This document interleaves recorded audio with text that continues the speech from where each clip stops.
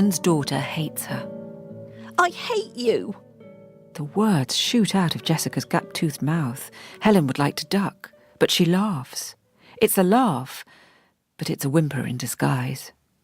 Jessica is pressed into the corner, each hand resting on a cool tile wall. The shrieks of other children echo around the pool and the chlorine-fogged air. I liked Daddy best, she fires. I wish...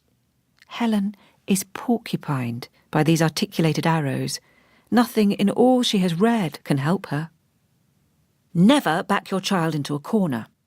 Always provide a way out and allow your child to save face. Avoid public humiliation at all costs. Everything a parent needs to know. 200 Steps to Familial Bliss by Denise Goody. Helen kneels, aware that she appears to be begging. She is begging. Come out of the corner. Don't stand there. Come and talk to me by the chairs. No. Well, why don't you just get in the... No. If you just... No. Helen is hot.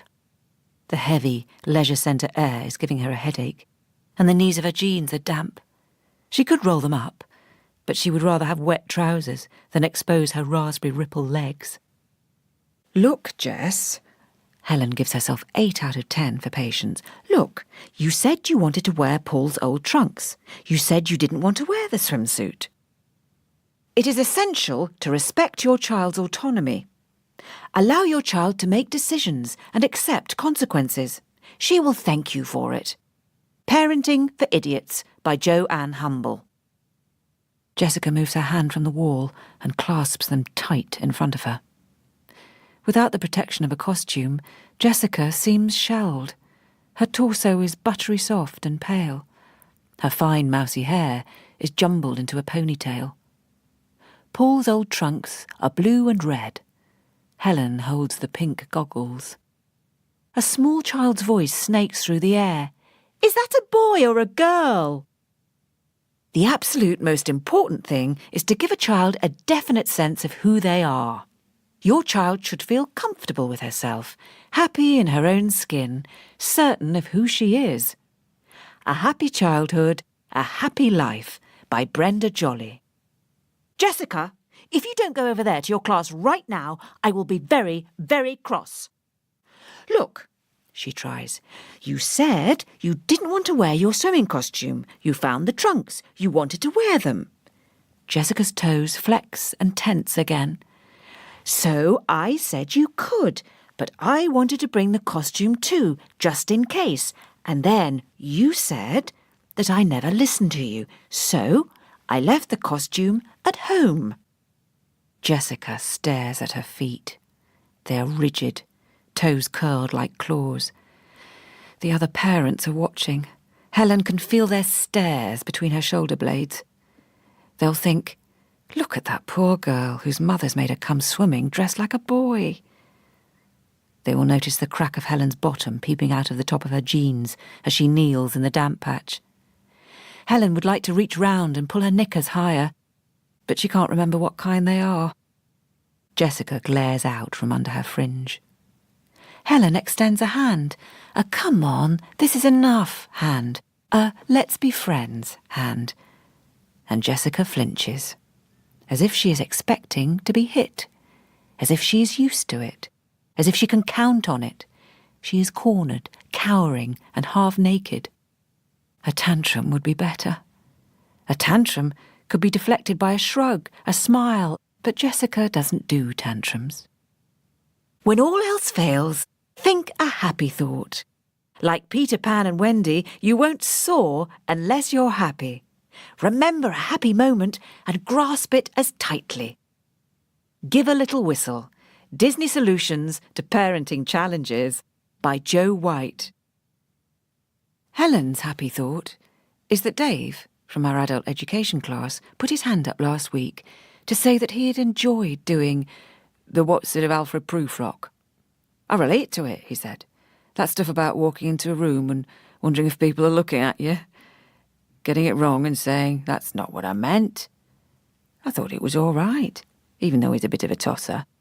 He should eat the bloody peach and roll his trousers up if he wants to. Helen's imagination had given Dave sole charge of an aged mother and a life full of noble sacrifice as a dutiful, loving son.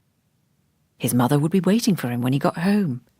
When she heard the front door open, his mother would shout, "Is that you, Dave?" And Dave would call, "Yes, ma'am." Then he would make her a cup of tea and sit next to her on the sofa. They would talk about his childhood and how she always did her best and how he was grateful. Then Dave's mum, who actually had a name by this stage in Helen's invention, Phyllis, would put her arm around Dave and say, "You're a good lad. All I ever wanted was for you to be happy. Now get that little book out and read me another one of those funny poems by that George Eliot." Jessica whispers something inaudibly. "Say it again." "I want to go home." "Is this because of the trunks?" "No, it's fine if it is. It just seems to me that in the car, before we got here, you didn't really want to come, so I'm wondering if it is just the trunks."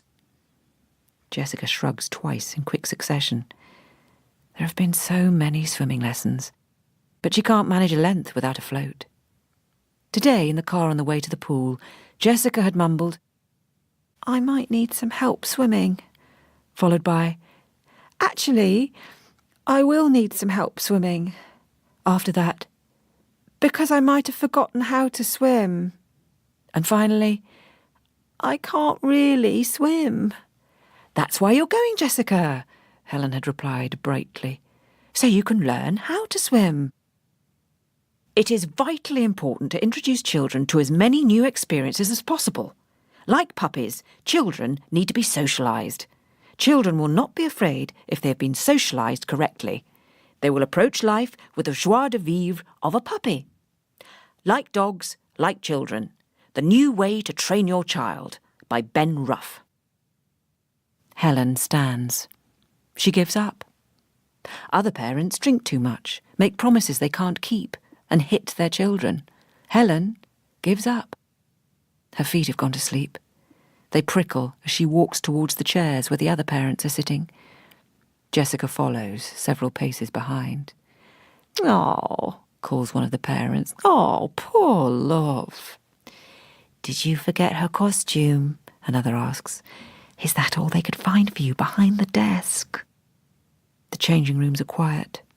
Jessica puts her clothes back on ponderously.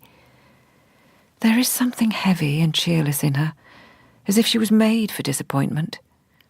Helen bends to help with the socks. Jessica's feet are soft and white, and her little toes curl like monkey nuts. Helen would like to kiss them. One day, Helen thinks, Jessica will sit in a GP surgery and describe her horrendous childhood to a sympathetic counsellor. The trauma of attending swimming lessons wearing her older brother's trunks will equal her already misremembered recollections of the divorce. The counsellor will agree that her mother has ruined her life. When they get home, Paul opens the door to them. "You're early, Mum," he says, caught red-handed with the Xbox controller. Fluff is growing on his upper lip and chin, but it cannot obscure the openness of his face. "How come you're back already?" Helen relieves him of the controller as she explains. "Duh!" He slaps his forehead. "You muppet, Jess!" "Remember the story of Thumper," Helen says, "if you can't say anything nice." "Lol," he grins. "I don't think that's actually a word," she smiles back at him. "Go and do your homework." "Roffle," he calls over his shoulder as he walks up the stairs.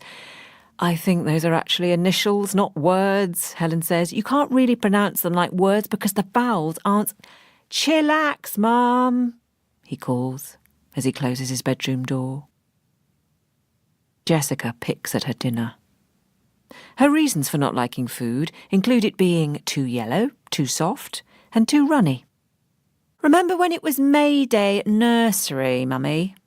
"No, eat your dinner, please, Jess."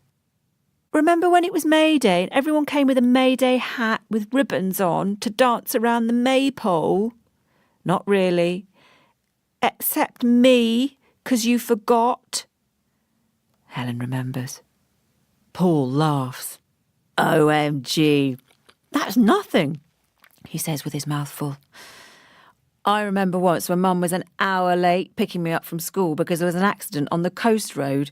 Any more grub? Disappointment bounces off Paul like hail. He is amenable, unguarded, confiding. We did about boners in biology, he said to her recently. Someone said that the Leaning Tower of Pisa is like a giant boner. He laughed for a long time, and eventually she had to join in.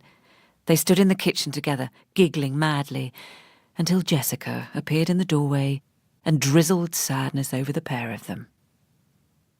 The mother-daughter bond is the strongest, most loving tie of all. Girls need a loving, committed, attentive mother. With such a mother, what could possibly go wrong? All You Need Is Love by Pauline McCartney. At bedtime, Helen arms herself with fiction. How about this story, Jess? She asks. No. Or this one? No. How about you choose one yourself? It's okay, we can have the one you wanted. I was just making a suggestion, Jess. It's your choice. What would you like? No, it's okay. We can have the one you wanted. I don't mind. Well, I was hoping you would pick one that you like, so it would be more fun for you.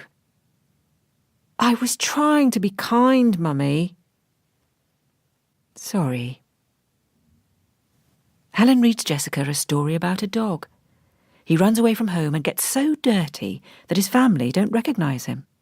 They don't believe it's him until he's been in the bath. Then everyone hugs and they're all happy. That's a lovely story, isn't it? Helen smiles. I wanted Nobody Likes Me, Jessica shrugs. The one where the boy's mum is horrible to him and he hides under the bed and falls asleep and dreams about... Helen bends to kiss the soft skin of her cheek. Ouch! Jessica rubs her face hard. Sorry. I love you, Jess. Good night. Good night, Mummy. Jessica has arranged her cuddly animals so that they are lying with their heads on her pillow. There's a small corner left for her. She rolls onto her side to make more room for the creatures, allowing herself a tiny wrap of duvet. And then she's still. Later, after Paul has gone to bed, Helen reads. Tonight, she eschews help for happiness. She ignores the growing pile of hard-backed, hard-faced, hard-to-follow advice and grasps her earlier happy thought. It's dark outside when she falls asleep on the sofa, her head resting on the pages of a small poetry book. She dreams of Jessica's toes, curled like claws, scuttling across the bottom of the swimming pool in the thick silence. Time for you and time for me, Jess.